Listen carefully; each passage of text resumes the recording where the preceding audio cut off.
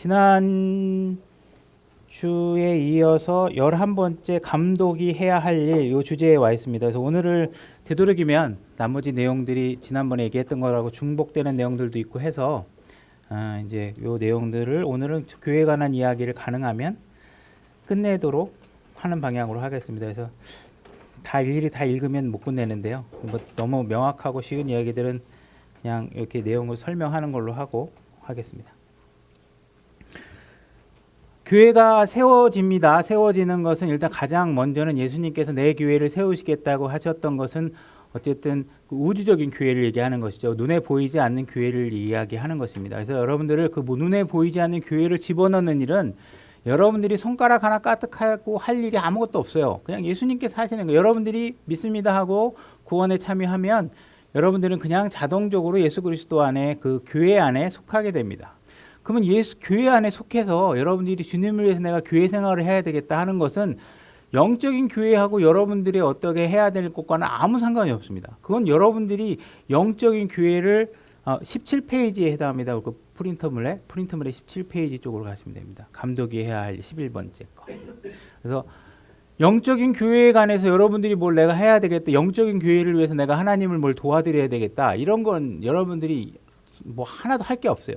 하나님께서 오히려 여러분들에게 교회를 위해서 뭘 해라 하는 것은 눈에 보이는 지역교회 가서 무언가 해라. 그러니까 지역교회 가라는 얘기예요. 그러니까 지역교회 가야 되고 지난번에 우리가 얘기했던 것처럼 모든 신약교회의 사역은 교회 베이스로 이루어지는 것입니다. 여러분들이 교회에 속해서 교회의 이름으로 무엇인가를 하는 거지 내가 개인적으로 나는 영적인 교회에 속해 있어. 나 하는 사람도 교회지 뭐. 그러면서 내가 가난한 사람도 돕고 내가 혼자 복음전도 할 거고 나 교회 필요 없어. 이런 건 성경에 있지 않습니다. 하나님께서는 항상 두세 사람이 함께 모인 곳에 내가 함께 있겠다 하고 계시죠. 여러분들은 하나님께서 한 사람만 있는 곳에 내가 함께 있겠다고 얘기하신 적이 없습니다. 하나님은 우리가 혼자 있는 거를 보기 안 좋아하십니다. 그래서 홀로 있는 것이 싫으시기 때문에 돕는 배필자도 만드시고 하는 것입니다. 그래서 항상 우리는 두세 사람 이상이 모여 있고 그 두세 사람이 모였다고 교회는 아니죠. 교회라는 건 반드시 감독이 있어야 교회입니다. 감독이 없는 교회는 존재하지 않습니다. 그래서 우리가 감독이 있는 교회에 가서 여러분들의 권위에 순종하는 것도 배우고 질서에 참여하는 것도 배우고 그죠? 남을 섬기는 것도 배우고 이런 것들을 하시면서 신앙생활을 하셔야 됩니다. 자, 이렇게 교회를 만들어 주셨는데 거기에 분명히 감독이 있습니다. 그래서 그럼 감독은 교회에서 어떤 일을 하느냐 하는 일들에 대해서 오늘 지금 이야기를 이어 나가려고 합니다. 사도행전 20장 28절 거기 적혀 있죠. 너희는 너희 자신과 온 양떼의 귀를 기울여라. 항상 하나님께서는 먼저 자기 자신의 상태를 돌아보고 내가 감독으로서 해야 될 자격이 되는지가 먼저 합당하게 세워져야 됩니다. 그죠? 그러고 나서 내가 감독의 위치에 있는 것이 맞다. 하나님께서 그렇게 세워졌다 하면 그 다음부터 감독으로서 뭘 해냐면 나에게 맡겨진 양떼가 있잖아요. 그죠? 그 양떼들에게 관심을 가지셔야 됩니다. 우리가 오늘 신약교회 요즘에 이 유튜브 미디어 시대에서 사람들이 헷갈려하는 제가 이해가 못하는 거는 뭐냐면 제 양떼는 누구예요? 낮은 마음 침례교회 멤버로서 등록되어 있는 교회가 제 양입니다. 그죠? 여기에 갑자기 왔다 갔다 한 사람은 제 양이 아닙니다. 그죠? 등록되어 있지 않는 사람도 제 양이 아닙니다. 그 사람은 나하고의 감독과 양으로서의 관계가 계약되어 있지 않잖아요. 그죠? 유튜브로 듣고 있는 사람들은 내 양떼냐? 얘 양떼 아니에요. 그분들은. 그죠? 저는 제 교회에 후원 구자를 어디에 올려놨거나 하지 않습니다. 그죠? 그거 하는 게 나쁘다고 하는 건 아니에요. 일단 순서상 그거는 일단 제 교회는 여러분들에 의해서 섬겨지고 여러분들에 의해서 세워지는 거지 내 양떼가 아닌 사람의 돈에 의해서 세워지거나 하는 것은 일단 순서적으로 합당하지 않습니다. 그래서 그들의 도움이 필요할 수 있어요. 그죠? 당연히 어떻게 우리 교회만으로 할 수 없는 일들이 있어서 누군가의 도움이 필요한 일이 있을지 모르겠지만 현재로서 제가 생각하고 있는 교회는 뭐냐면 나지마 춘례교회는 전적으로 여러분들이 투자하셔서 세워져야 되는 교회예요. 누군가에게 우리 멤버가 아닌 사람이 와가지고 투자해서 교회가 세워질 수 없어요. 그렇게 되는 게 아니에요. 그죠? 저하고 감독과 양으로서 제가 돌봐야 되는 게 유튜브 보는 사람들은 제가 돌볼 수 없습니다. 그들을 내가 어떻게 지금 어떤 다른 여자하고 바람 피고 앉아 있는 곳에서 제 동영상을 보고 있지 도둑질을 하다가 제 설교를 들고 있을지 아무도 우리가 볼 수 없고 내가 그들을 돌볼 수 없습니다. 그들의 삶을 바로잡을 수 없어요. 그들이 어떤 상황에 놓여 있는지 저는 알지 못해요. 제가 알 수 있는 건 뭐예요? 제 눈에 보이는 여러분들이 제 양이에요. 그러니까 감독이 해야 될 거는 뭐예요? 내 양이 누군지부터 먼저 명확하게 하셔야 돼요. 돈 주는데 쫓아다니면 안 돼요. 내가 여러분들에도 관심이 없어. 어디 딴 교회 가서 부르니까 거기서 사례비 100만 원 줘. 그러면 내가 마음이 어디에 가 있겠어요? 그 사례비 100만 원 주고. 전 여러분들한테 아직 사례비 안 받잖아요. 그죠? 사례비 못 받고 예를 들어서 내가 여러분들한테 받는 사례비가 적다고 생각이 들어서 어디 돈 주는데 관심이 있어서 왔다 갔다 하면 제가 뭐 마음이 어떻게 돼요? 여기 돈 안 주고 저기 돈 주니까 저쪽이 그러니까 거기 갈 거만 맨날 준비하고 거기 가면 기분 좋고 내 양떼들 보면 마음이 별로 안 좋고 이러면 안 되잖아요. 그게 구분이 돼야 돼. 제 양은 누구예요? 여러분이에요. 그죠? 그러니까 여러분과 저희가 올바로 관계가 성립되어 있지 않으면 교회가 제대로 설 수 없어요. 그죠? 그러니까 돈 문제 마찬가지. 여러분들이 소속되어 있어서 여러분들이 참여하는 문제. 그죠? 여러분들이 뭐 나중에 순서를 이제 안 지키고 그냥 하겠지만 여러분들이 헌금하는 여러분들이 지역교회에 속해서 해야 되는 일들이 뭐예요? 헌금하고 가는 일이에요. 두 가지 메인이에요. 그죠? 여러분들이 헌금을 하는 일과 내가 몸을 들여서 하는 일이에요. 이것에 질서가 있으셔야 돼요. 그죠? 내 교회가 있는데 다른 교회 맨 헌금 더 많이 하고 다른 교회 뭐 하고 그러면 일단 마음의 질서가 잘못. 다른 교회 헌금하지 말라는 게 아니에요. 그건 또 그거대로 할 수 있어요. 선교사 활도 할 수 있고 하지만 여러분들의 마음의 질서가 기준이 정확하게 잡혀 있느냐를 보는 거예요. 여기다 메인으로 하고 나머지 여력을 다른 교회에다 하는 건 모르지만 여러분들이 여기에 있다가 다른 교회에 갔다가 왔다 갔다 하면 뭐 어떻게 해요? 하나님은 그런 거 원하지 않아요. 하나님께서는 사실 그런 것들을 보면 영적인 창녀라고도 얘기할 수 있어요. 여러분들이 주인과 질서를 제대로 하지 않으면 영적인 창녀예요. 그죠? 여러분들이 저하고 가족 관계가 형립되어 있거나 하나님께서 예수 그리스도가 교회 관계는 남편과 아내로서 관계를 하고 있는데 여러분들이 저하고 같이 생활을 하다가 갑자기 마음에 드는 마음에 품은 다른 감독이 더 좋은 감독이 있어서 가야 된다 그러면 정확하게 잘 마음을 구분하셔서 마음에 내가 온전히 섬길 수 있는 그 감독을 찾으셔서 여러분들이 신앙생활을 하셔야지 어쩔 수 없이 내가 안성시 형제를 내가 가까워서는 보고 있는데 나는 마음적으로는 다른 목사를 흠모하고 있어 이러면 여러분들의 신앙생활 출발 자체가 상태가 잘못되어 있는 거예요. 그런 신앙생활을 하면 안 되는 거예요. 그러니까 그런 관계를 감독과 양이 내 감독이다. 내 양이다가 정확하게 서 계셔야 돼요. 그래 자기 양을 보지 어디가 자기 양인지 모르면 내가 여러분들은 별로 관심 안 갖고 다른 사람들에게 다른 교회의 성도에게 관심을 가져가지고 맨날 다른 모임 만들어가지고 거기 갔더니 막 사례비도 주고 그래갖고 만약에 거기 대부분 사람들이 다 돈의 휘입니다. 뭐 다른 거 갖고 열정이 휘는 거 내가 별로 본 적이 없어요.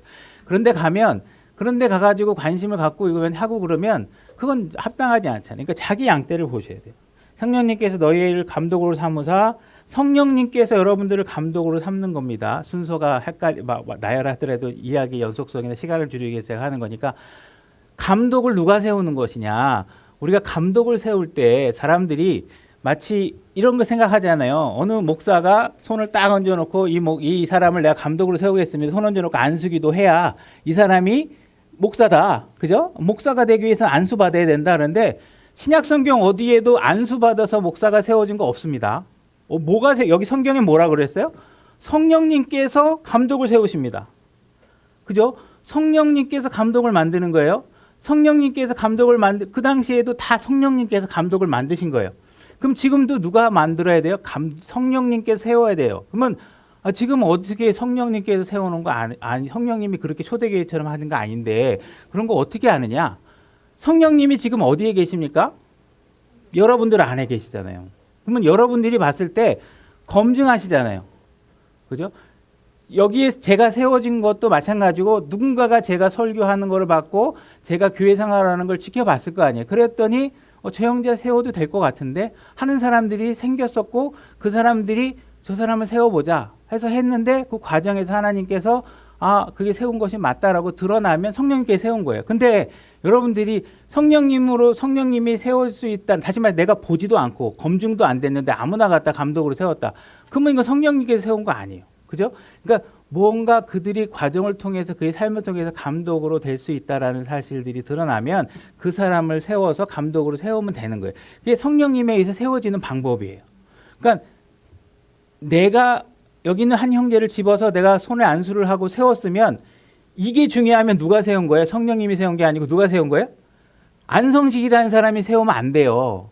저는 예를 들어서 이렇게 가능하죠. 교회라는 조직이 세워져서 내 안에서 길러지고 후임 사역자가 세워지고 내가 교회에서 어떤 사람을 자격이 있다고 내가 판단하고 나 혼자 판단하는 것이 아니라 여러분 성령님이 계신 회중들이 봤을 때 저 형제는 목사감이야. 그래서 동의가 돼서 제가 세우겠죠. 검증도 안 되고 형도들이 전부 다 저 사람 생활이 안 돼요. 감독하면 안 돼. 그러는데 내가 세우면 누가 세우는 거예요? 내가 세우는 거예요. 그렇게 하면 안 되죠. 그죠? 여기 있는 사람들과 제가 같이 동의돼서 세웠다는 얘기는 뭐냐면 성령님이 세운 거예요. 왜? 내 안에 성령님이 계시고 여러분들 안에 성령님이 계시니까. 검증이 되면 제가 세우겠죠. 그러면 질서에 따라서 공표가 되는 거죠. 사실 안수할 필요 없어요. 안수를 하라고 돼 있는 건 없어요. 단지 어떻게 하면 돼요? 형님 나와보세요. 제가 오늘부터 이 형제를 우리 교회 감독으로 세우게 하신 것 같고 형동들이 다 동의하고 저도 동의했고 오늘부터 감독으로서 역할을 하게 될 것입니다라고 내가 어나운스를 하면 뭐예요? 그때부터 감독의 권위가 위임된 거예요. 감독으로서. 그죠? 내가 굳이 그 머리에다 손을 얹을 필요도 없고 그런 과정이 성경에는 없어요. 단지 구약의 여러 가지 사례들이나 그 다음에 여러 가지 이제 다른 예들을 가지고 와서 우리가 인용을 해서 하지만 그 하는 게 자체가 나쁘다 이렇게 얘기할 수는 없지만 감독을 하기 위해서 누군가가 목사가 손을 얹어야지만 된다. 성경에서 정의 내리고 있는 바 없다. 찾으시면 저한테 가져오시면 제가 수정하겠습니다. 제가 알고 있는 한 없습니다. 그러니까 감독은 이렇게 세워지고 감독은 자기 양떼를 돌봐야 돼요. 여기 오늘 말씀이 나와서 제가 한 거예요. 성령님께서 세우시는 거예요. 그 다음에 하나님의 교회 곧 그분께서 자신의 피로 사신 교회를 먹이게 하셨느니라. 이렇게 돼 있죠. 그래서 하나님께서는 자기 피로 산 교회를 먹이게 하셨는데 누구에게 먹이게 했냐? 내가 직접 먹일 테니까 하나님만 바라봐. 내가 예수님이거든 너희 머리거든 내가 너를 먹일 거야. 이렇게 하는 게 아니라 누구에게 먹이게 하셨어요? 감독자에게. 눈에 보이는 감독자에게 먹이게 하신 거예요. 그러니까 교회는 만들어지면 무조건 누가 있어야 된다? 감독자가. 왜? 감독자가 없으면 먹일 사람이 없잖아요. 피로 사셨는데 그걸 어디다 맡겼어요? 감독자에게 맡겼잖아요. 그죠? 그러니까 그렇게 맡겨서 한 이유가 뭐냐면 양떼의 주의를 기울이고 그 다음에 우리가 양떼를 지키라고 하는 거예요. 감독이 있어야 지키잖아요. 여러분들을 지키려면 말씀 사역에 능통하고 하나님께서 그 사람을 통해서 세워서 그 일을 하게 하신단 말이에요. 그 사람이 잘나서가 아니라 하나님이 그렇게 세웠으면 그 사람을 통해서 일을 하시겠다고 하는 거란 말이에요. 사도행전 20장 29절 이것을 내가 이것을 안 하니 곧 내가 떠난 뒤에 사나운 일이들이 너희 가운데로 들어와 양떼를 아끼지 아니하리라. 그죠? 하나님께서는 항상 말씀하시는 게 뭐냐면 너희 가운데 이리가 있을 것이다. 그죠? 너희에게 농사를 지어놨는데 그 안에 가라지가 있을 것이다. 항상 이렇게 말씀하시고 계십니다. 그러니까 항상 여러분들은 이 지역교회 안에는 항상 뭐가 있어요? 알곡과 쭉정이가 항상 같이 있어요. 지역교회는. 영적인 교회는 없어요. 쭉정이가. 완전하시죠. 하나님께 자기 거룩하게 구별된 영물만 그 안에 있지만 혼들만 있지만 이 지역교회는 알곡과 쭉정이가 항상 같이 있어요. 그러면 그 안에서 알곡을 내가 잘 보호하고 이리와 늑대들로부터 여러분들을 보호하려고 그러면 누가 성령님께서 오셔갖고 막 여기서 막 불꽃이 날아다니면서 막 구호하는 게 아니라 누가 하는 거예요? 지역교회 감독이 목사가 하는 거란 말이에요. 그러니까 목사를 세워놓은 이유는 뭐냐 하면 양들을 지키기 위해서 하는 거예요. 사꾼 목사는 어떻게 해요? 양들을 안 지켜요. 누구를 지켜요? 자기에게 돈 갖다 주는 성도를 지켜요. 그죠? 나한테 돈 꽂아주고 나한테 선물 갖다 준 사람을 갖다 우쭈쭈쭈 하고 신앙대로 하자 그러면 눈에 거슬리니까 어떻게 해요? 내쫓아요. 불편해요. 왜? 자꾸 나의 죄를 지적하니까. 그런 교회에 있으시면 안 되겠죠. 그죠? 그런 교회에는 여러분들이 잘 분발하죠. 그래도 교회가 없으면 그런 교회를 다니셔야 돼요. 그런 것 때문에 난 교회를 안 다니겠다. 이거는 잘못된 결론이에요. 그러니까 그런 권위에 순종하는 것도 배우셔야 돼요. 그러니까 그런 것들을 아끼지 않으시고 또 너희 중에 제자들을 끌어내 너희를 따르게 하려고 왜곡된 것들을 말하는 사람들이 일어나리라. 그러니까 이런 왜곡된 것을 말하고 거짓을 말하고 하는 사람들이 있어요. 그러면 여러분들은 일단 감독과 조율하셔야 돼요. 그죠? 어디든지요. 하다못해 요즘 학원도 그래요. 학원도 뭐 문화센터 이런 데서 제자들 데리고 있으면요. 제자들끼리 모여가지고 선생님을 대적하는 사람들이 꼭 생겨요. 편 먹어가지고 우리 선생님 딴 선생님 찾아가자고 세력 모으고 그런 사람들이 생겨요.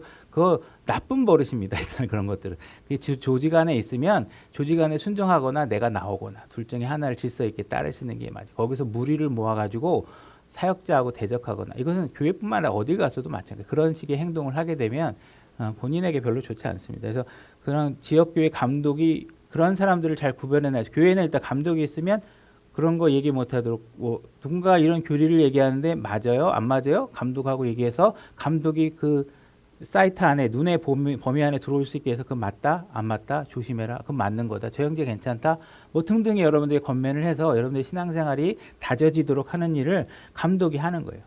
그 다음에 감독은 지체들을 가족처럼 대하라고 되어 있습니다. 그래서 가족입니다. 교회는 가족이에요. 그죠? 아버지, 엄마, 누나, 동생, 할머니 이런 개념으로 여기에 모이는 거예요. 그러니까 나이 많으신 분은 아버지처럼 대하고, 그죠?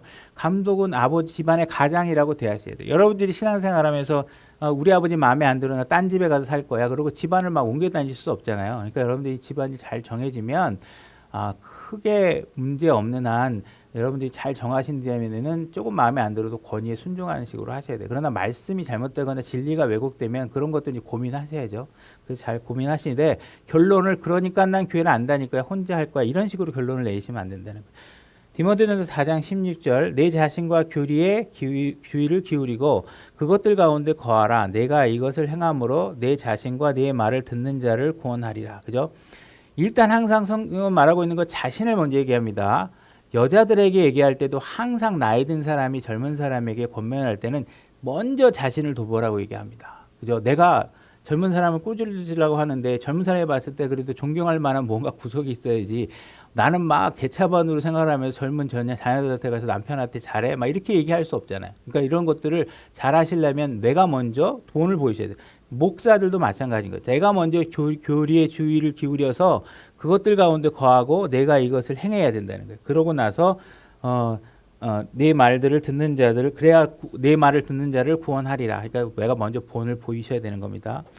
디모데전서 5장 1절 연로한 남자를 꾸짖지 말고 그렇죠. 연로한 남자를 막 젊은 사람 꾸짖듯이 막 꾸짖으면 노여움이 오르겠죠. 그죠? 분명히 살아온 연륜이 있으니까 그런 사람은 나이 드신 분으로서 예우를 하라는 것입니다. 그죠? 그를 아버지처럼 대하여 젊은 남자들은 형제처럼 대하고 그죠? 연로한 여자들은 어머니처럼 젊은 여자들은 온전히 순결하게 자매처럼 대하라. 참 과부인 과부를 존경하라. 이렇게 해서 과부, 누나, 형제, 아버지 이런 관계로 주의를 기울여라 이렇게 얘기를 하고 있는 것입니다. 예레미야 말씀도 같은 말씀이니까 이거는 제가 넘어갈게요. 그러니까 사꾼 목자 이런 것들을 잘 따지시라는 얘기예요. 분명히 사꾼 목자도 있다는 거예요. 성도들도 잘못된 사람들도 있지만 사꾼 목자들도 있고 여러분들을 흩트는 목자들도 있으니까 그런 데는 주의하셔서 좋은 교회를 잘 찾으셔서 찾아가라는 것이죠. 그죠?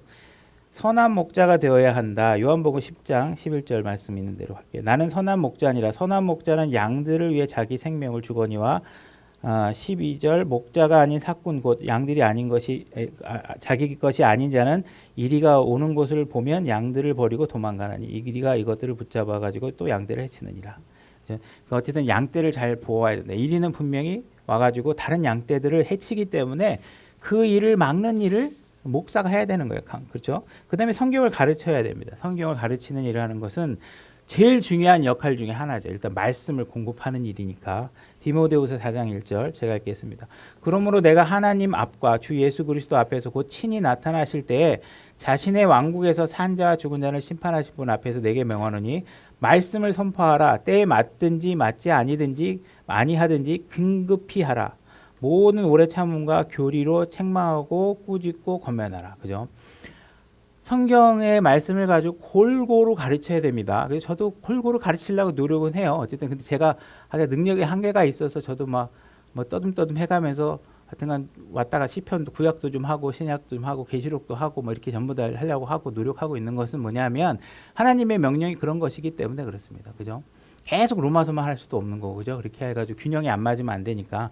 그래서 그런 것들을 선포를 하라. 때에 맞든지 안 맞든지 계속 하라는 것입니다. 여러분들은 계속 와서 들으셔야 되고, 저는 계속 선포해야 되고 하는 것입니다. 그 다음에 자진하는 마음으로 해야 되는 것입니다. 베드로전서 5장 2절 너희 가운데 있는 하나님의 양떼를 먹이고 감독하되 억지로 하지 말고 자진해서 하며 더러운 이익을 위해 하지 말고 오직 준비된 마음으로 하며, 그죠? 더러운 이익으로 하시면 안 됩니다. 이 사역자 자리를 내가 돈을 벌려고 하시면 안 됩니다. 그죠? 그래서 많이 요즘 교회들이, 대형 교회들이 퇴직금 문제 같은 것들 때문에 많이 이제 성도들하고 다툼도 있고, 그죠? 아파트 몇 채를 좀 해달라, 뭐 등등 해가지고 많이 있죠. 그래서 이제 그런 프로그램들도 오픈돼서 성도들이 받아들일 수 있을 만큼, 그죠? 뭐 그렇다고 목사들이 전부 다 먹고 가난하게 살아야 되는 건 아니지만, 대부분 이제 그런 것들에 대해서 우리가 정말 질서 안에서 잘 하나님 앞에 드러나게 하는 것이 좋겠죠. 성도들 위해 군림하지 말아라 이렇게 돼 있죠. 그래서 베드로전서 5장이죠. 너희 가운데 있는 하나님의 양떼를 먹이고 감독하되 억지로 하지 말고 자진해서 하며 더러운 이익을 위해 하지 말고 오직 준비된 마음으로 하며 하나님의 상속 백성 위에 주인처럼 군림하지 말고 오직 양떼의 본이 되어라. 그러니까 감독 위치에 있다 그래서 무슨 왕처럼 군림하고 누굴 통치하고 제어하고 하는 것에 대해서는 하지 말아라는 것이죠. 그래서 우리가 왜곡되는 것 중에 하나는 뭐냐면, 제가 여기 감독으로 서 있는 것은 하나님 말씀에 관해서 감독의 위치에 있는 겁니다. 그죠? 제가 여러분들이 누군가가 와가지고 제가 뭐 치킨 프랜차이즈를 하려고 하는데, 목사님 이것이 하면 좋을까 안 좋을까요?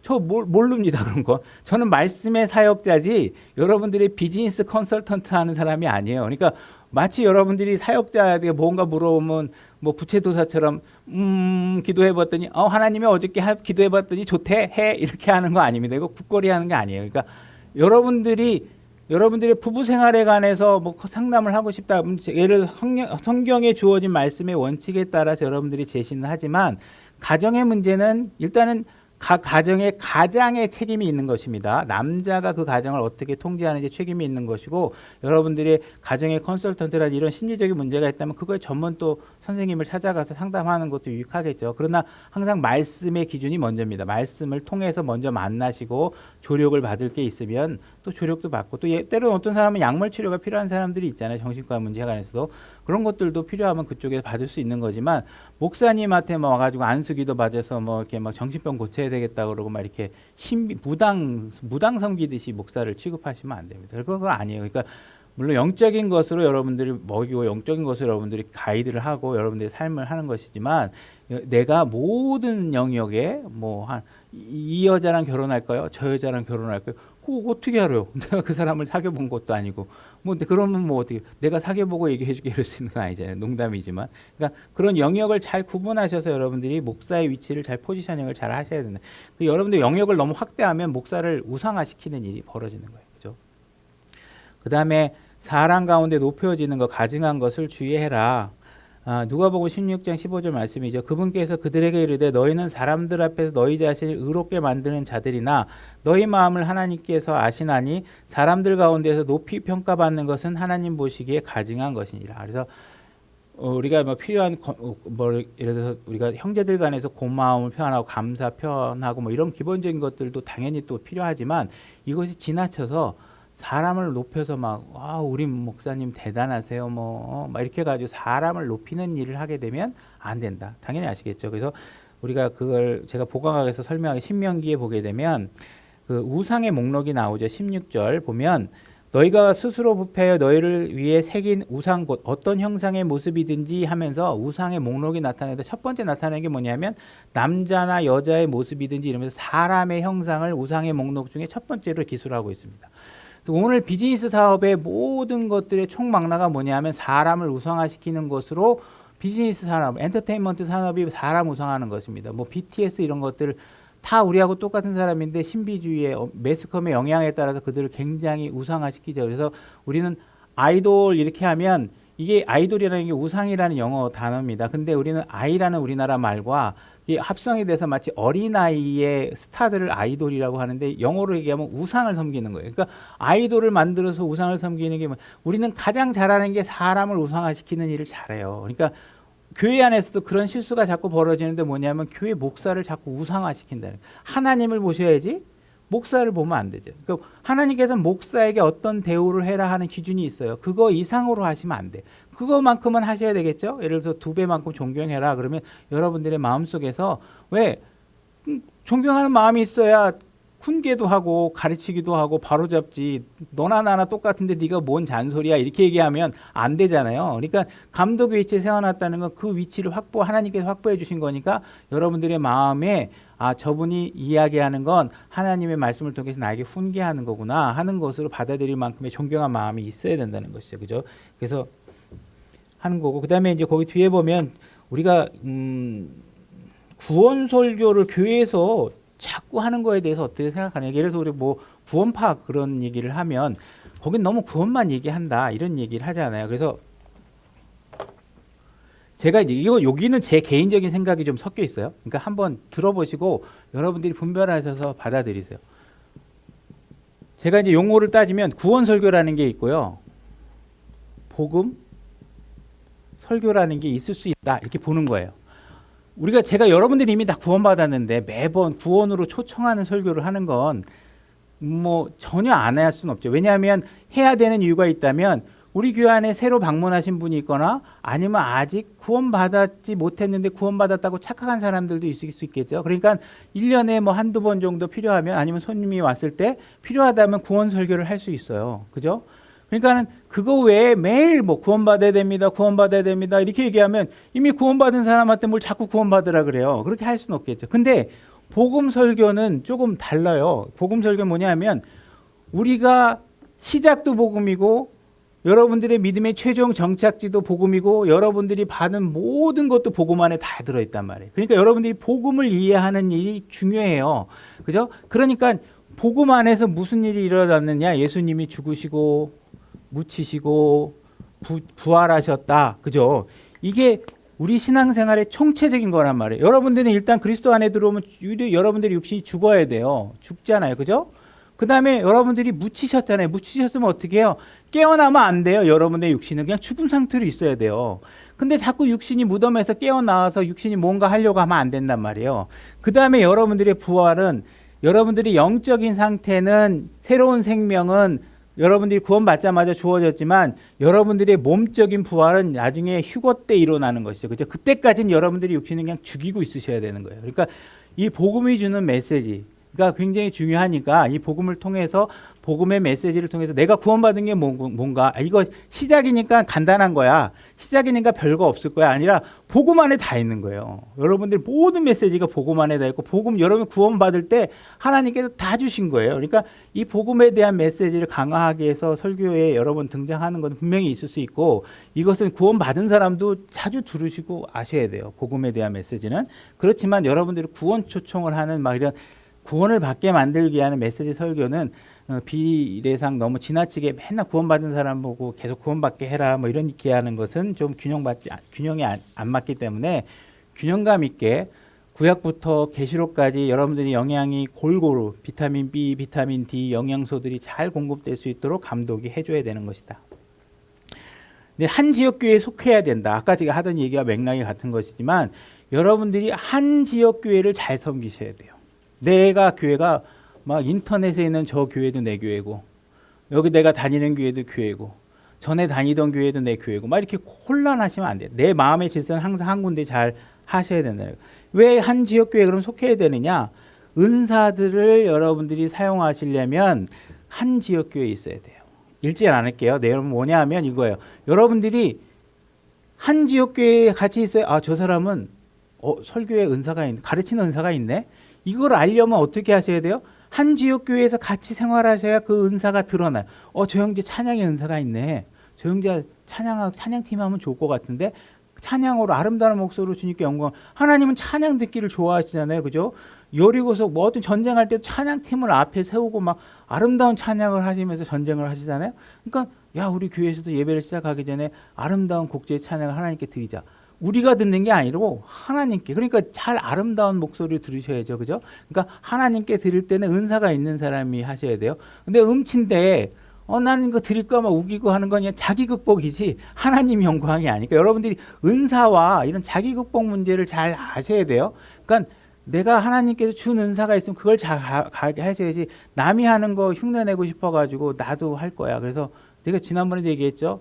팔 없는 사람이 탁구 잘 치고 싶다 그러면 그 없는 사람들끼리는 되겠지만 현실은 그게 아니죠. 우리가 전쟁을 하면 팔 없는 사람끼리 전쟁하는 게 아니잖아요. 다른 사람, 그러니까 맨손으로 내가 팔이 있는 사람이 탁구를 하셔야 탁구를 세계 제왕을 하는 거지. 그러니까 내가 그건 개인적인 자기 극복, 자기 육체적 만족이 있을지 모르겠지만 내가 할 수 있는 거.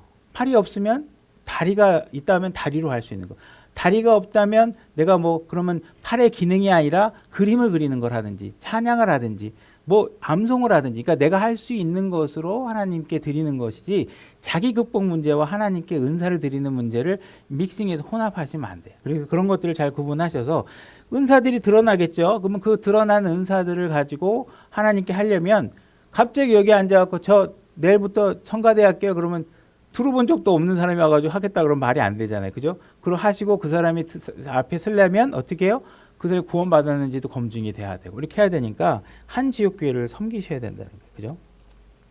그래서 뭐 복음 전도자, 대언자 이런 은사들을 하나님께서 주시고 섬기게 하셨다는 것이죠. 그 다음에 이제 함께 힘써야 하기 때문에 뭐 사도행전으로 가볼게요. 2장 42절 그들이 흔들리지 아니하고 사도들의 교리와 교제 안에 머물고 빵을 떼며 기도하더라. 그죠? 모이면 우리가 다른 주제 그때 나오면 넘어갈게요. 빵을 떼는 일을 같이 하려면 같이 하셔야 돼요. 같이 모이셔야 돼요. 그죠?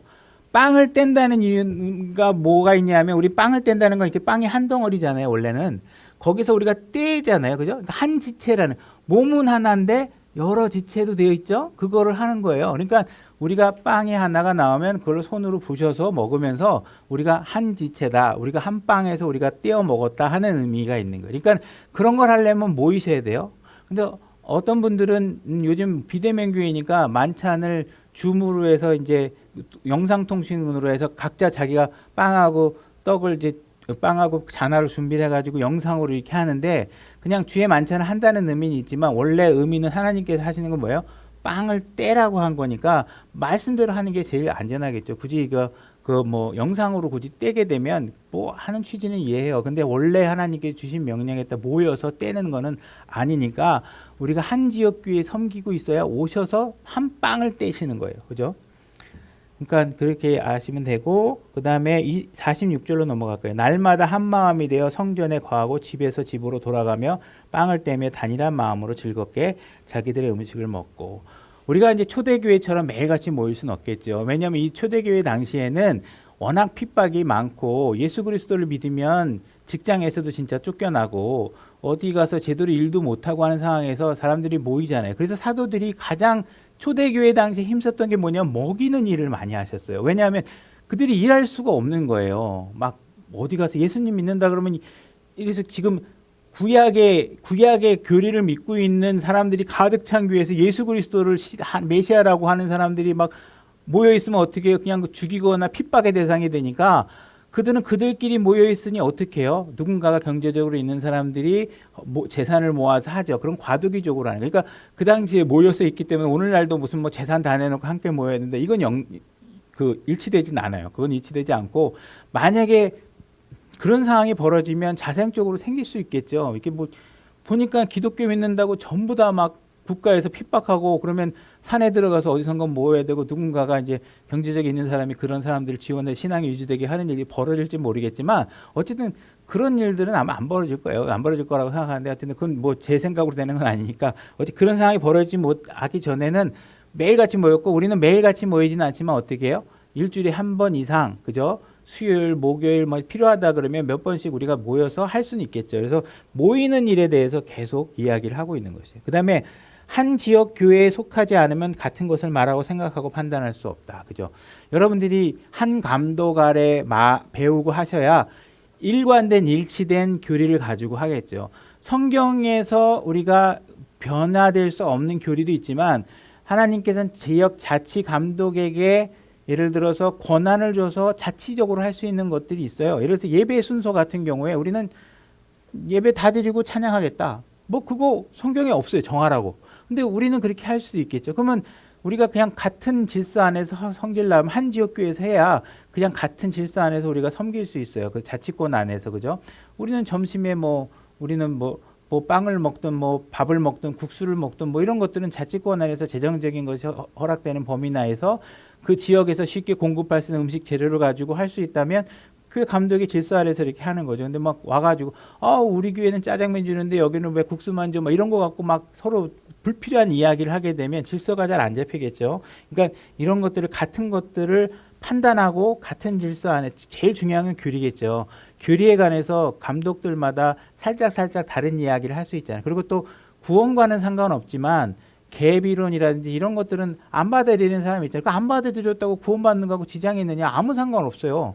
그건 하나님께서 하실 일이야. 내가 믿는다고 계비론이 사실이 되고 안 믿는다고 사실이 아닌 게 되는 게 아니라 어떤 사람에겐 거기까지 보이고 어떤 사람에겐 안 보여요.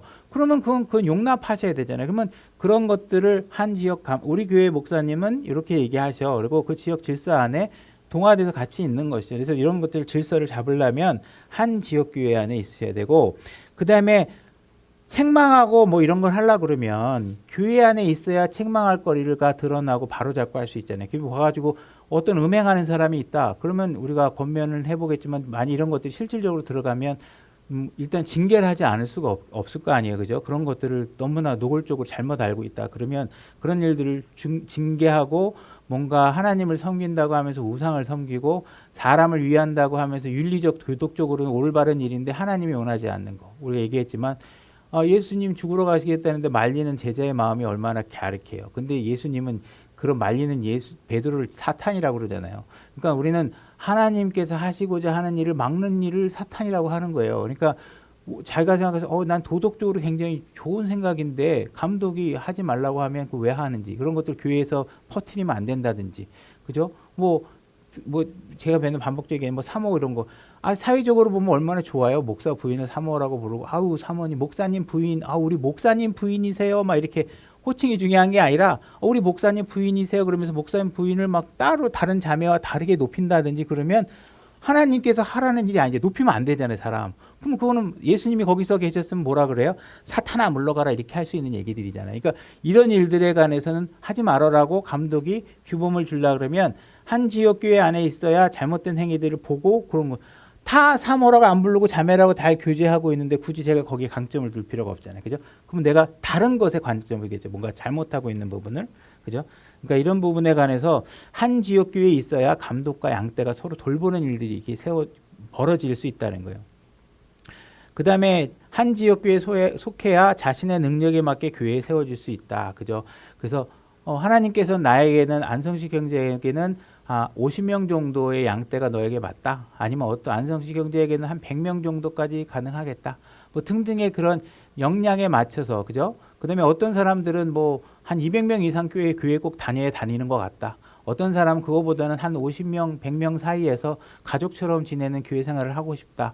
뭐 등등의 여러 가지 상황들이 있겠죠. 그러면 한 지역 교회 모여서 그런 상황에 맞게끔 우리가 자기 어떤 그런 주어진 역량, 색깔, 이런 캐릭터 이런 거에 맞춰서 우리가 하나님을 믿는다고 성격이 바뀌는 거 아니거든요. 베드로는 베드로의 품성이 그대로 있고 하는 자기의 어떤 교회는 예를 들어서 막 거리 설교하는 걸 열심히 하고 싶어하고 감독이 그런 쪽으로 분위기를 잡으면 나 그런 교회 가서 뭐 신앙생활 하고 싶어. 난 거리 설교를 해야 뭐 몸이 풀리는 것 같아.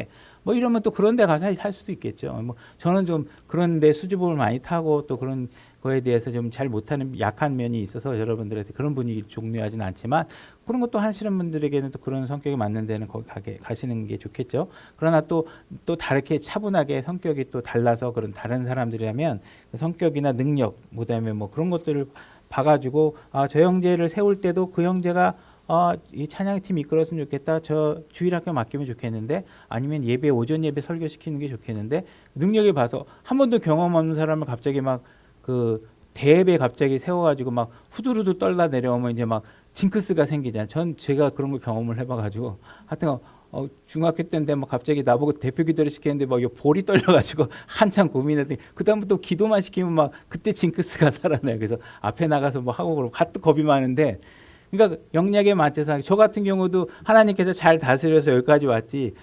제가 얘기했을 거예요. 대학원 때 앞에 나가서 프레젠테이션을 하면 이게 막 떨려서 내려갔다 올라갔다 하니까 교수가 나를 쳐다보지 못하니까 미안해가지고 내가 하도 떠니까 이게 막 그러니까 그런 사람이 여기서 설교하고 있는 건 어떻게 하나님께서 그게 살살 다뤄서 여기까지 온 거예요. 그냥 살살 다뤄서. 그러니까 제가 하고 있는 게 신기한 거예요. 저는 가르치는데 은사가 있고 뭐 이런 것들은 뭐 제가 나름 느끼고 있는 게 있잖아요. 친구들한테 뭐 가르쳐주면 네가 가르쳐주면 머리에 쑥쑥 들어온다 막 그런 얘기를 많이 듣는단 말이에요. 뭐 가르치는 은사는 있다는 건 알지만 앞에 나가서 하는 건 두려워서 못하겠는 게 뭐예요.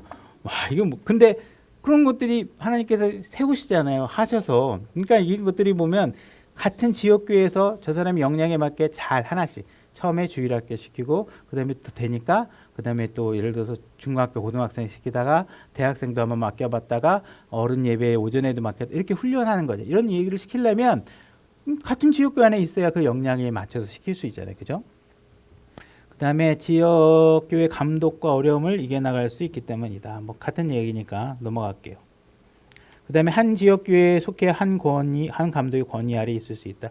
이런 것들은 우리가 이제 질서에 관한 문제거든요. 그러니까 우리가 그 한 권위, 제가 항상 얘기하지만 아무리 그 뭐 장동건 이런 사람이 멋있고 잘생겼어도요, 내 남편은 나하고 같이 사는 사람이 내 남편이에요. 그죠? 그러니까 내가 내 남편하고 사는데 마음속으로 맨날 장동건하고 같이 사는 꿈을 꾸고 살고 있으면 이게 영적으로 질서가 안 잡히는 거예요. 여러분들이 안성시 경제가 내 감독이다 그러면 밉든 설교 잘하고 멋있고 대형교회 강사들 유튜브 보고 인터넷 보면 많죠. 그런 사람들 많죠. 그렇다고 그래서 여러분들이 감독이 그러면 우리 안성시 경제원 뭐 마음에 짜증나 별로 설교도 못하고 나는 저기 있는 목사 다 너무 흠모해. 그러면 이게 질서에 관한 문제가 안 되는 거예요. 무조건 신앙생활은 질서예요. 그러니까 무조건은 아니지만 어쨌든 질서가 근본이 돼야 돼요. 하나님은 질서가 없으면 어떻게 돼요? 폼이 없는 거예요. 틀이 없는 거예요. 그 폼이 없으면 저주예요. 그러니까 창세기 1장 2절에 혼돈하다는 얘기는 뭐예요? 폼이 없다는 거예요. 그러니까 신앙이라는 건 폼이라는 게 있어요. 절차와 질서가 있으셔야 돼요. 그러니까 한 머리가 있고 지역교회 한 감독 아래 신앙생활을 하시는 거예요. 그러니까 자꾸 교회를 내가 여러 사람을 감독으로 두는 것들을 보고 하면 안 된다. 그 다음에 감독의 행실의 결말을 보고 따를 수 있다. 히브리서 13장 7절 이걸 한번 읽어볼게요. 하나님의 말씀을 너희에게 일러주고 너희를 다스리는 자를 기억하며 그들의 행실의 결말을 깊이 살펴보고 그들의 믿음을 따르라. 여러분들이 교회 감독이라고 가서 이제 봤는데 유튜브로 보는 사람의 감독은 여러분들의 마음이 아무리 흠모해도 여러분들이 뭘 못하느냐? 그들이 실제로 가르치는 것과 그들의 믿음의 삶이 어떤지를 몰라요. 볼 수 없어요. TV로 보고 유튜브로 보는 건 다 어떻게 되는 거예요? 정제된 삶을 보는 거예요. 앞뒤에 편집해서 딱 설교하는 동영상만 보기 때문에 정말 그 사람이 말하는 대로 살고 있나? 이걸 알 수가 없잖아요. 지역교회에 오셔야 어떻게 해요? 그 사람이 진짜 부모를 어떻게 대하는지, 형제를 어떻게 대하는지, 교회 형제 자매를 어떻게 대하는지, 그들이 하나님 말씀에 관해서 저 형제가 어떤 믿음을 실천하고 짓고 있는지, 예배에 관해서 얼마나 소중하게 생각하고 있는지, 이런 것들이 감독을 받는데 별로 예배에 대해서 소중하게 생각하지도 않네. 예수님에 대해서 가르치는데 막상 행동하는 거 보니까 가르치는 거하고 다르네. 이렇게 되면 어떻게 돼요? 이 형제가 정말 정도의 문제가 있어서 모르지만 어쨌든 뭔가 다르다, 완벽하게 다르다. 그러면 따르는 문제에 있어서 고민하셔야 되죠. 내가 이 사람을. 그러면 이제 없어서 다니긴 다니지만 여러분 주님을 따르면 되니까. 그렇지만 뭐 어쨌든 지역 안에서 순종해 다른 교회가 없다 그러면 항상 그러니까 난 교회를 안 다닐 거야. 이렇게 결론을 내리시면 안 됩니다. 그러니까 교회를 다니시되 내가 저 형제 말은 따르지만 행실은 안 따르겠다. 이렇게 하시면서 신앙생활을 하셔야 되는. 그러니까 결말들을 잘 보셔야 되는 거죠. 그 다음에 이제 감독하고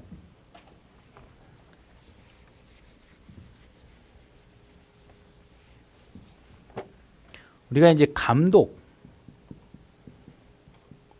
장로,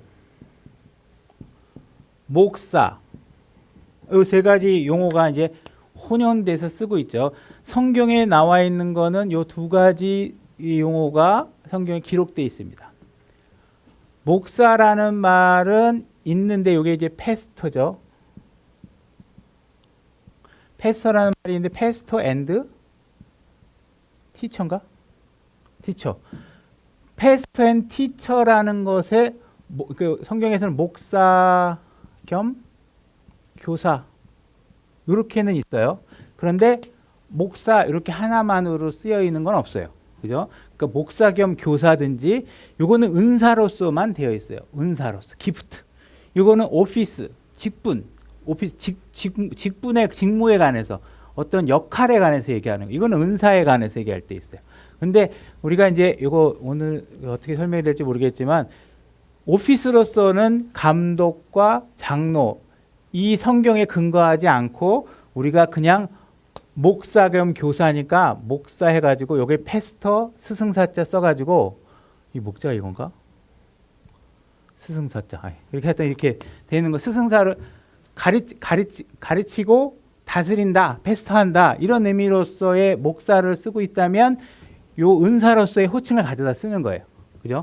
그래서 이제 우리가 실질적으로 목사라는 용어를 우리나라 제일 많이 쓰죠. 목사라고 쓰고 있는데 비숍이라는 것, 감독이라는 것은 이제 비숍인데 이게 카톨릭에서 신부라고 할 때 비숍이라는 걸 쓰니까 우리가 이제 의도적으로 그 감독을 사용하지 않아요. 근데 성경엔 비숍이라고 돼 있어요. 그다음에 장로 이런 것들이 있죠. 근데 이것이 전부 다 같은 용어다. 같은 용어로 쓰면 된다. 그러니까 오늘 얘기하는 건 뭐냐면 목사가 있고 보통 이제 요거 이해했으니까 제가 이제 목사라는 용어로 다시 쓰면 목사가 있고 교회에 장로라는 직분이 따로 있다. 이것은 아니라는 거예요. 그러니까 목사가 있는데 또 다른 목사가 있다. 이거는 오케이예요. 여러 감독이 있어서 그 대신에 감독이 여럿이더라도 그 안에 질서가 있겠죠. 수 감독, 메인 감독, 대표 감독이 있고 예를 들어서 부 감독이 있겠죠. 예를 들어 부목사들이 있겠죠. 그들이 길러져서 목사의 위치에 있지만 여기 대장은 저고 이들이 여기서 다음에 나의 자리를 물려받을 수도 있고 그긴 사람이 또 나가서 다른 교회를 개척할 수 있고 이런 식으로 해서 교회 복수 감독의 제도는 저는 accept, 오케이, 그죠? 그렇게 하고 있고 그게 맞다고 보고 근데 목사가 있고 장로가 따로 있어야 된다 하는 이야기는 오케이가 아니라는 거예요. 그거는 이분들이 대부분 어떻게 하냐면 이 장로라는 말이 이게 늙을 노자잖아요. 늙을 노자를 쓰니까 이게 나이 많은 사람을 얘기한다. 그래서 장로는 나이가 많은 사람이니까 디모데 같은 경우에는 젊은 나이에 됐죠. 젊은 나이에 감독이 됐는데 그래서 감독이라는 게 따로 있고 장로라는 건 나이 많은 사람들이 사회 인생 경륜이 있는 사람 장로 대도를 가져야 된다 이렇게 얘기하는데 성경에 그런 것은 없습니다. 그러니까 우리가 만든 이야기. 그 다음에 장로라는 것이 꼭 나이가 많은 사람이냐 그건 성경으로 입증이 안 돼요. 장로라는 것은 이 제도는 어디서 나온 거냐면 이집트에 있을 때 이스라엘 민족이 이집트 제도를 가지고 나온 제도예요. 장로. 그래서 이집트 유대인들은 장로 제도를 가지고 있었어요. 그래서 장로가 뭐냐면 리더가 있어야 될 거 아니에요. 우리가 초등학교 가서도 반장이 있잖아요. 반장의 장자가 무슨 장자예요? 늙을 장자예요.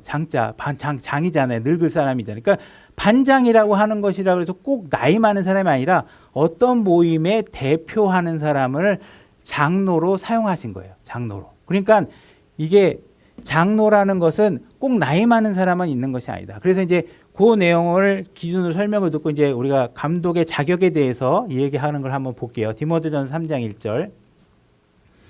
남자가 감독의 직무를 사모하면 선한 일을 사모한다는 이 말은 참된 말이로다. 그러므로 감독은 책망받을 것이 없으며 그저 책망받을 감독에 대한 자격이에요. 감독의 자격이 있고 장로의 자격이 있는데 지금 감독의 자격을 보고 있는 거예요. 감독은 반드시 책망받을 것이 없으며 한 아내의 남편이며 깨어 있으며 맑은 정신을 가지고 있으며 행실이 바르며 손님 대접하기를 힘쓰며 가르치는 재능이 있어요. 그러니까 사람들 대접하는 거 좋아하고 가르치는 재능이 있어야 돼요. 나머지는 뭐 도덕적인 거죠. 당연히 한 아내의 남편이어야 되겠죠. 두 아내의 남편이어도 안 되고 남편이라는 거는 남자를 얘기하는 거죠. 그죠? 한 아내의 남자여야 되는 것이고. 자기를 술에 내어주지 아니하며 구타하지 아니하며 더러운 이익을 탐내지 아니하며 오직 인내하며 말다툼하지 아니하며 탐욕을 부리지 아니하며 그죠? 그다음에 자기 집을 잘 다스리고 그죠? 가정을 잘 다스려야 돼요. 그죠? 그래서 이 감독의 자격이 있는데 대부분의 목사, 이 은사로서 목사 겸 교사라는 것으로서 결혼하지 않았는데도 목사할 수 있다 하는 이야기는 성경적으로 성립하지 않는다는 이야기를 제가 하고 있는 거예요. 이거는 그냥 은사예요, 은사. 은사로서 얘기하는 거지 직무 오피스로서 얘기하는 게 아니기 때문에 감독은 목사 겸 교사라는 은사가 있어야 돼요. 목사랑 교사로서 은사가 있어야 돼요. 그래서 여기구나. 그 다음에 가정을 잘 다스릴 줄 알아야 된다기 때문에 반드시 결혼을 해야 돼요. 감독이 되어 있는데 예를 들어서 부부 생활의 신앙적인 문제 때문에 상담을 하는데 내가 결혼해 본 적이 없고 자식 낳아서 길러본 적이 없으면 어떻게 남의 가정에 대해서 얘기할 수 있고 남의 가정의 자녀에 대해서 내가 얘기해 줄 수 있겠어요. 담대하게 얘기하죠. 여러분들 뭐 남편에게 순종하십시오. 아내를 자기 몸처럼 사랑하십시오. 자녀를 잘 가르치십시오. 막 얘기하는데 내가 결혼도 안 해봤고 자식도 안 길러봤으면 여러분들이 승복이 되겠냐고요. 안 되잖아요. 그러니까 감독이 당연히 부모를 섬기는 거 이런 것들에 대해서 다 하셔야 된단 말이에요. 저도 어머님이 둘이시잖아요, 그죠? 한 분은 아기를 낳아본 적이 없으신 분이고 한 분은 아기를 낳아본 적이 있단 말이에요. 제가 자식이지만 달라요.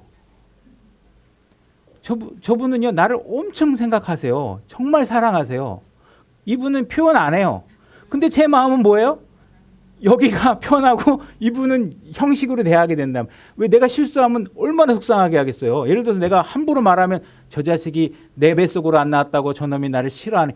이분은 내가 함부로 대해도 나와 자식의 관계를 의심하지 않아요. 그죠? 내가 함부로 대해도 저 자식이 내 뱃속으로 이게 안 해요. 그냥 내 자식이니까 아이고 그러고 마는 거지. 근데 여기 나를 낳아준 적이 없는 분한테 내가 함부로 대했다고 생각해봐요.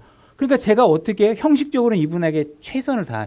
왜 오해의 소지가 있으면 안 되죠. 자기 뱃속으로 안 닿는데도 저를 지극정성으로 길러주시고 저한테 모든 애정과 사랑을 베풀어 주시잖아요. 그래도 그 한계가 있다는 말이에요. 그죠? 그러니까 내가 감독으로서 여러분들을 가르치는데 결혼을 안 해봤던 것과 해본 사람의 당연히 온도가 다를 수밖에 없잖아요. 자식이 있어 본 사람과 없어 보면 다를 수밖에 없어요. 자식이 있으면 문제가 있고 없으면 문제가 아니라 감독의 권해관에 관해서 그렇다는 거예요. 감독이 되려면 그렇게 해야 된다는 거예요. 왜? 가족을 알아야지 가족처럼 대해야 할 거 아니에요. 그러니까 그 얘기를 하는 거예요. 그러니까 초신자는 아니 되나니 이것은 그가 교만으로 높아져서 마귀의 정죄에 빠지지 아니하게 하려 합니다. 또한 그는 반드시 밖에 있는 자들로부터 좋은 평판을 받아야 하리니 이것은 그가 비방과 마귀의 올매에 빠지지 아니하게 하려 합니다. 이렇게 되어 있는 거예요. 그래서 책망받을 것이 없고 하나님의 남편이었고 이렇게 용목이 있죠.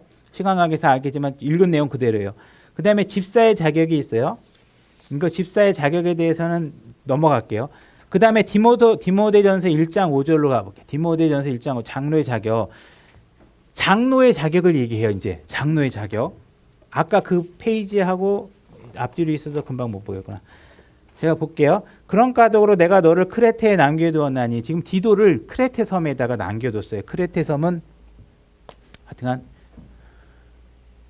이렇게 돼 있으면 여기 수리아 안디옥, 비시디아 안디옥, 여기 예루살렘, 여기 갈릴리 호수, 요단강, 여기 사해 이렇게 돼 있으면 여기에 구브로 섬이 있고 여기 크레테 섬이 있어요. 이렇게 여기에 보낸 거예요. 여기에 크레테 섬에 보내서 너가 그 지역에서 장로들을 세워라 이렇게 하면서 하시는 말씀이에요. 그다음에 그래서 크레테에 두었나니 그것은 곧 내가 부족한 것들을 바로잡고 또 내가 너를 세운 것 같이 각 도시에서 장로들을 임명하게 하려 함이라. 장로들을 임명하게 하려 함이라 이렇게 얘기하고 있죠. 어떤 사람이 그 장로의 자격에 대해서 얘기하고 있는 거예요. 장로의 자격. 어떤 사람이 책망받을 것이 없고 한 아내의 남편이며 방탕하거나 제멋대로 한다는 비난을 받지 않은 신실한 자녀들을 두었으면 임명하라 이렇게 얘기하고 있죠. 그러니까 지금 장로의 자격을 열거하고 있어요. 그 다음에 1장 7절로 가니까 장로의 자격을 열거하다가 말고 갑자기 뭐라고 얘기하면 감독은 이렇게 얘기하고 있어요. 다시 말해서 장로를 얘기하고 있는데 그게 뭐와 동일하냐 하면 감독과 동일하다 하는 얘기를 하고 있는 거예요.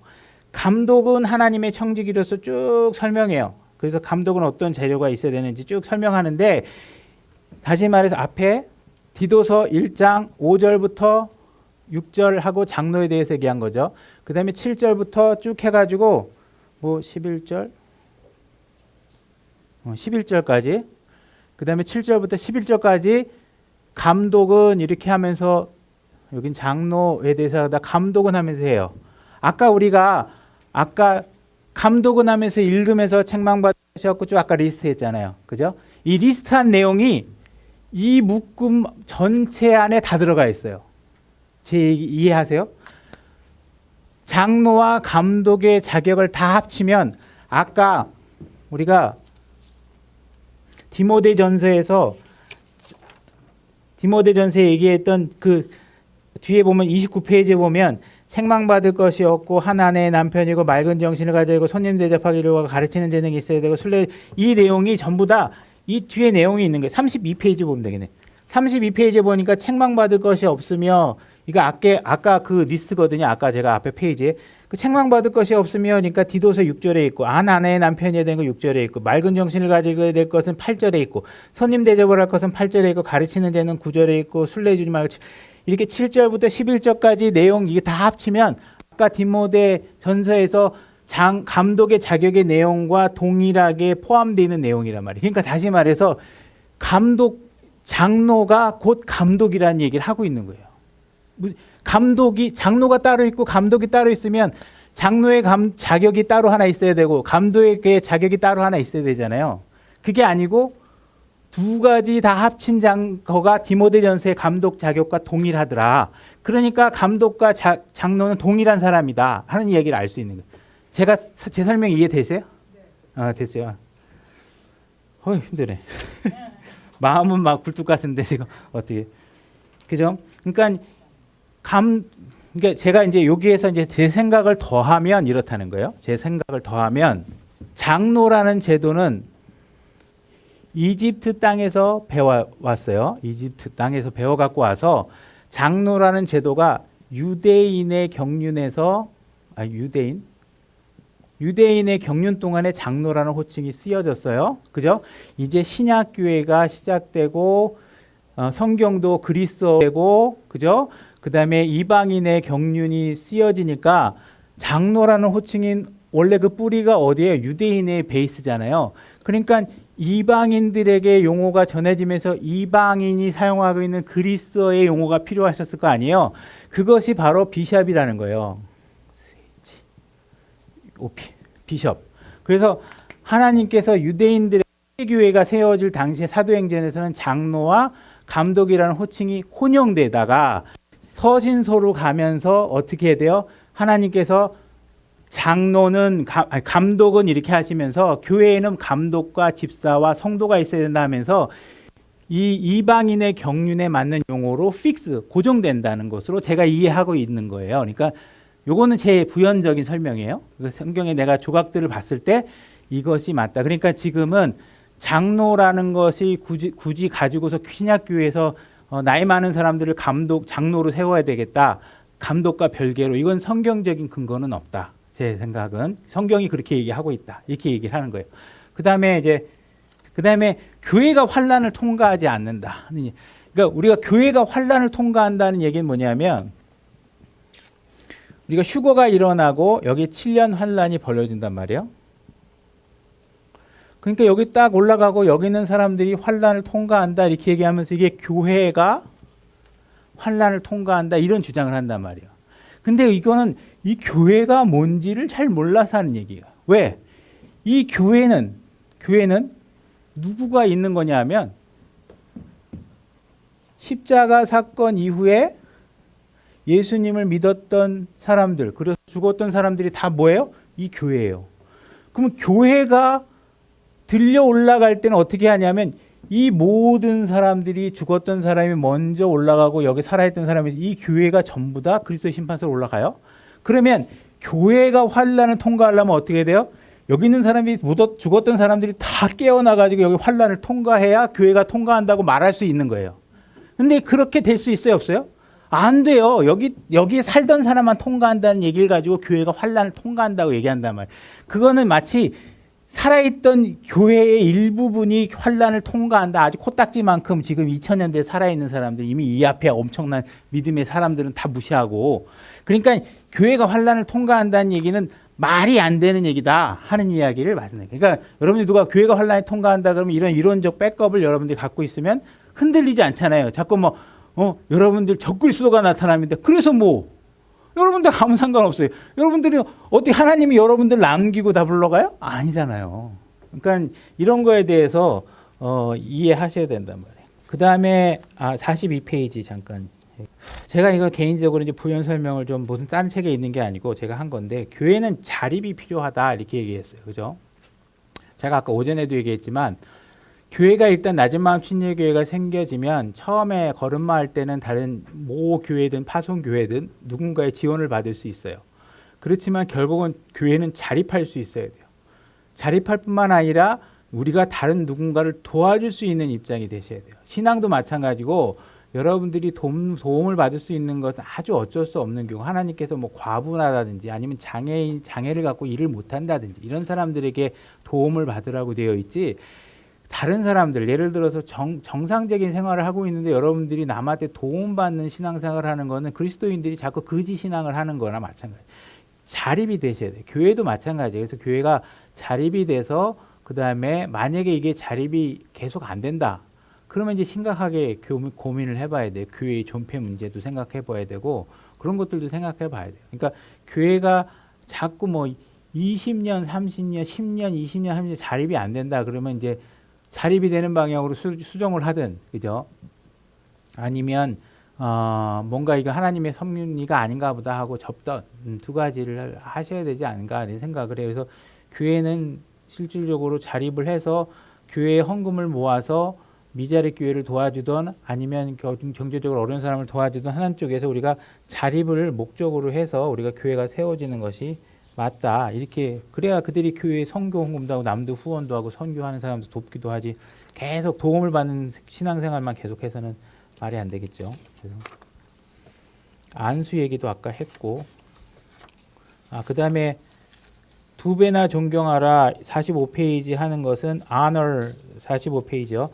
디모데전서 5장 17 잘 다스리는 장로를 두 배나 존경할 자로 여기되 특별히 말씀과 교리로 수고하는 자들에게 그리할지니라 해서 두 배나 존경하라 하는 얘기는 honor 그래서 여러분들이 사실 심리적으로 마음적으로 존경하라는 얘기지 여기는 뭐 여기 다른 성도한테 10원 줄 때 감독할 때는 20원 줘라 두 배만큼 줘라 이런 얘기 아닙니다. 물질적인 걸 얘기하고 있는 게 아니에요. 그래서 두 배만큼 존경하라는 말을 가지고 자꾸 목사님에게는 뭔가 특별하게 더 돈을 갖다 주거나 뭘 해줘야 되겠다라고 생각하는 걸로 연결하는 것은 그것도 여러분들이 마음에서 우러난 거라면 뭐 포함할 수도 있겠지만 이것은 그런 쪽으로 가지 않도록 여러분들이 경계를 하셔야 된다. 갈라디아서 6장 6절 좋은 것을 나누라 하는 말씀도 말씀 안에서 가르침을 받는 자는 가르치는 자와 항상 좋은 것을 나눌지어다 할 때 좋은 것을 나누라니까 막 우리 집에 막 그냥 뭐 치킨 한 마리 맛있는 게 있으면 목사님도 한 마리 갖다 줘야 되고 뭐 나한테 좋은 책상이 들어왔으면 목사님에게도 하나 갖다 줘야 되고 뭐 이런 식으로 생각하시는 게 아니라 영어로 보게 되면 이게 뭘 나누냐면 good thing이라고 돼 있어요. good 이렇게 돼 있어요. 다시 말해서 좋은 것이지만 다시 번역하면 선한 것이라고 얘기할 수 있어요. 그죠? 교회 안에서 여러분과 저는 무엇을 나눠요? 선한 말씀을 나누죠. 선한 것을 나눠요. 근데 여러분들이 누군가가 뭔가 교회 안에서 같이 했으면 좋겠다고 하는 선한 것들이 있을 거 아니에요. 그죠?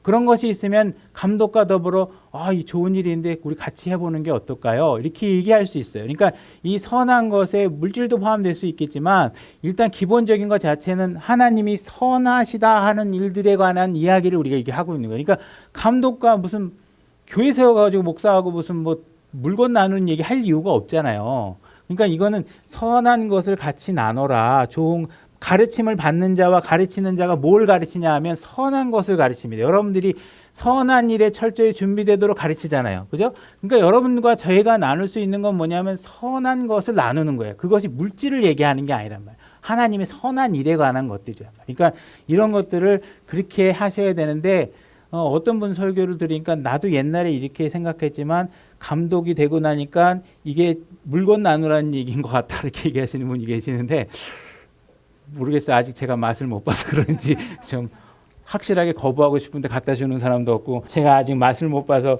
그런지 모르지만 현재까지는 순수합니다. 그래서 오늘 이렇게 해서 교회 가는 이야기는 마치도록 하겠습니다. 수고하셨습니다. 다음